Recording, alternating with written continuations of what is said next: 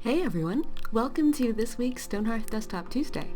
As some of you may have seen, if you're playing the Ascendancy in Alpha 17, after you complete a certain quest, your town gains access to 6 brand new templates: a blacksmith's house, a tavern, an inn, and 3 townhouses of different shapes and sizes. Aside from being very pretty, these templates represent dozens or maybe hundreds of hours of work between Ali, our artist, and Chris, our building expert, much of which is still going on as we speak. So let's take a closer look at how we got the templates that we got and how they're influencing our building feature and bug fixing efforts now. We've been meaning to make new Stonehearth templates for a while. The first 4 are cute, but rustic, and those of you who find the current building editor difficult have told us that making a whole town out of sleeping quarters and dining halls gets dull after a while. So we knew we wanted more templates, and since Stonehearth is about building bigger and better towns and cities, we knew that when we added more templates, we'd want them to visually represent that your settlement was getting cooler. The first and most obvious way would be to transition from wood to stone, and from a predominantly brown palette to a more sophisticated blue and cream. The next way would be to change the shapes of the houses, from the little one-story squares appropriate for the frontier, to 2-story townhouses inspired by medieval cities.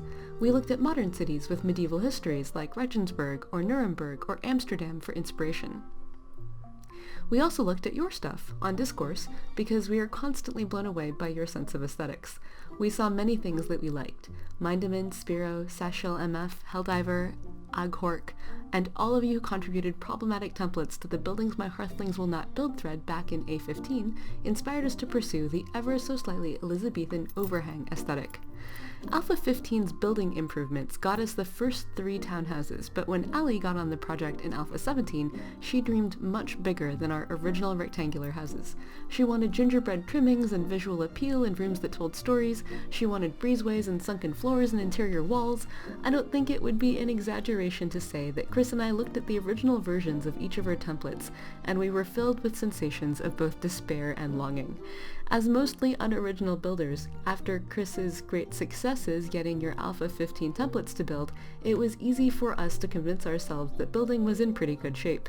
Ali's creativity was producing designs we'd never seen before, and that we didn't imagine were possible, much less that we had accounted for in the building code.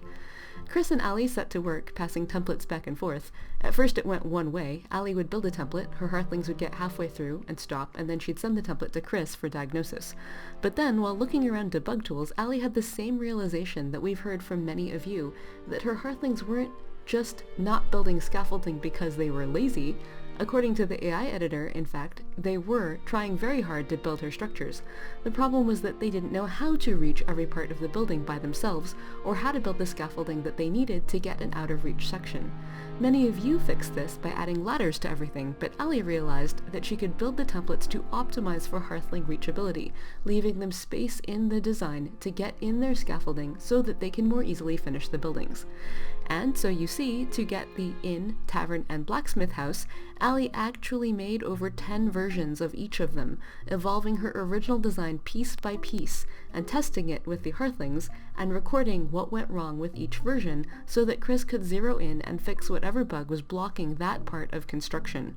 Her best practices document describes hard lessons learned, like the fact that foundation must be present for walls to be considered part of the structure, or the fact that adding a ton of tall windows allows for Hearthlings to more easily get into or out of the building during construction, allowing them more flexibility in scaffolding placement. Slabs that abut walls directly may encounter difficulty, better if, as in the blacksmith's house awning, one can hide a voxel of space between the slab and the wall to allow for more scaffolding work. By the end of the exercise, Ali had 3 fantastic working templates, a much deeper understanding of the building editor's limitations, and Chris had a bunch of broken templates that he is still using to diagnose building issues. Everybody wins! Find these templates and our continuing building improvements in Stonehearth Alpha 17, now available from our Steam Unstable branch. That's it for this week. See you next week!